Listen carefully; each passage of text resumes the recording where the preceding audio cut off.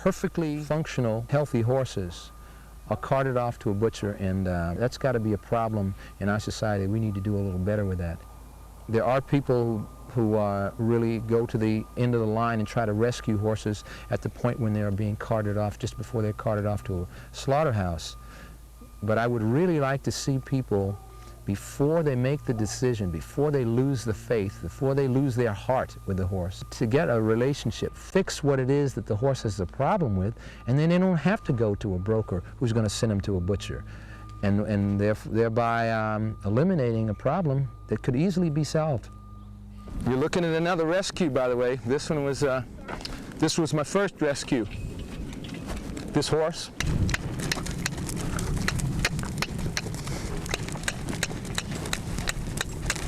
Gallop, gallop, gallop. Come on, pick it up. I'm not a philosopher. I'm not even a cowboy. I've been a cowboy when I was a boy. Now I'm a horseman, and I've been involved in horses all my life. I started at age 2, and I've just learned a lot from them, and that was introduced to me by my grandfather. It was my grandfather's hands that actually led me to the horse, and who taught me, as I watched him, his tenderness. He never used the word breaking a horse, he used the term gentling a horse. And it was his hands, it was his compassion, and his Indian background that originally, I think, caused him to take the line and approach that he took, and he, of course, taught me. And then he told me that I would learn the rest that I need to know from the horse himself, and I've been in study ever since. Ho, ho, ho, ho, ho, ho, ho, ho. Come on, easy. Ho, ho, ho. Come on. Just calm down. Come on. Good girl. Come on. Good girl. Come on. Come on. I've often had difficulty trying to say concisely what it is that I really want to say in totem.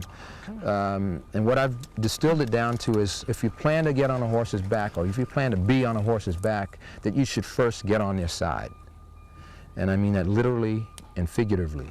And I think if you are, if you're going to get in their face, then you should get into their mind, into the mind of the horse. If you get into the horse's mind and get out of their face, and I mean in the sense of the confront that very often humans present to a horse, that you will get not only much more positive results, but you will get the elements of a relationship that you would never, ever be able to get in the conventional manner, quote unquote, of force and domination with a horse.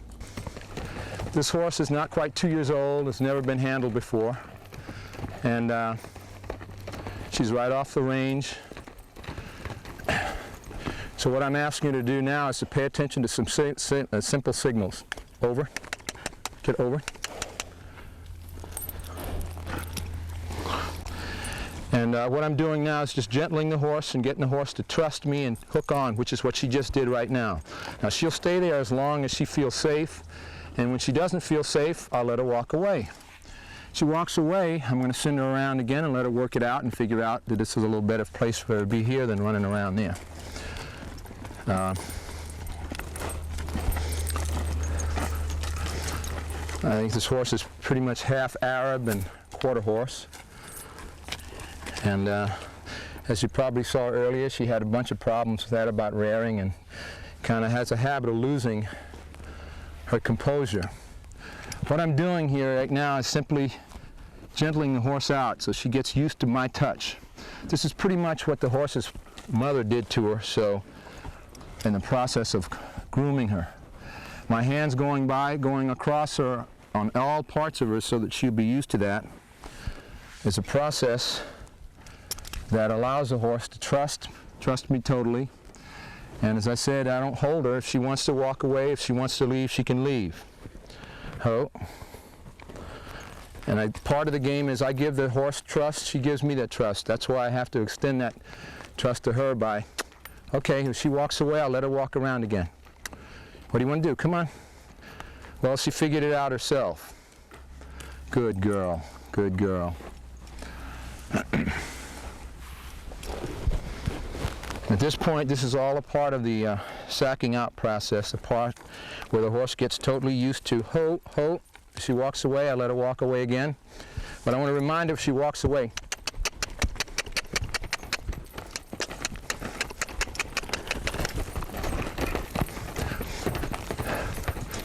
this is a very simple process right now as far as a horse is concerned. Humans find it a little difficult to understand, but the horse totally understands that this is, in a minute, she's going to figure out it's a whole lot better. You can see by the body language she just demonstrated right then. She wasn't happy. She was frustrated with being out there, and she decided to come in. I'm going to let her go out again.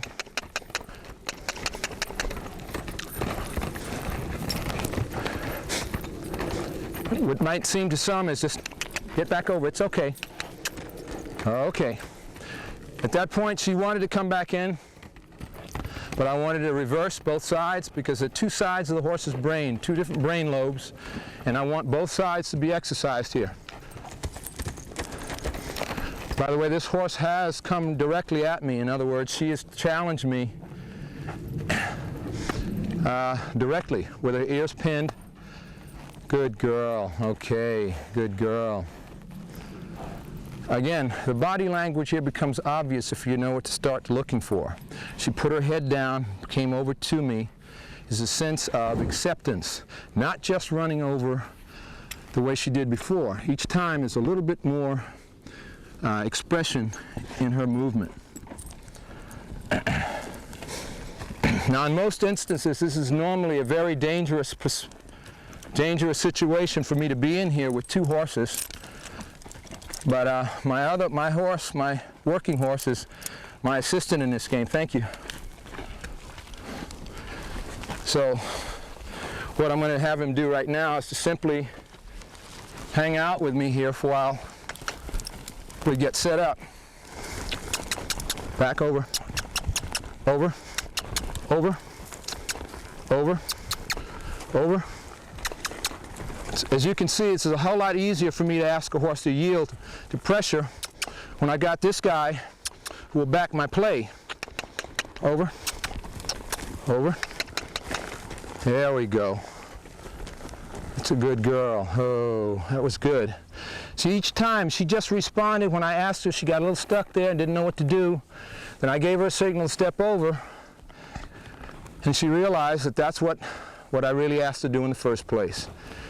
Again, none of this is out of nervousness or the fact that I just want to do a little foo-foo on this horse and kissy face. It's simply all a reassurance and an establishment of a beginning relationship here.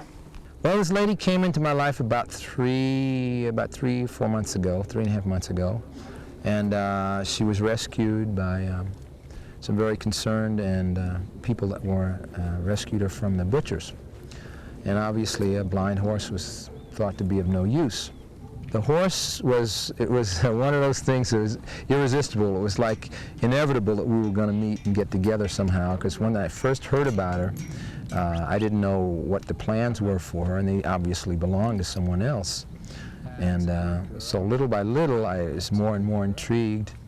And then I became really concerned because of her having problems dealing with living in a pipe corral. So I started to work with her after one of the people on the rescue group had decided to walk the horse around. And I said, well, maybe we should take the next logical step and see if we can try to get her confident enough so that she can do what she does walking around like a normal horse does. I mean, she's a horse, and why not give her an opportunity to play horse? Well, that was interesting because that's never been done before, and I certainly never pictured what it would be like, because the things that come up are just on the spur of the moment. You got to figure it out. Here's a horse that will step off the edge of anything, and so I have to be consciously aware wherever she is, where she might be going when I'm unlatching her stall gate, that she might walk into the side of the wall. So it taught me a lot. I must admit that I would say she's taught me probably more than I've taught her. Okay, we'll go back now. So, you know, it's about feet.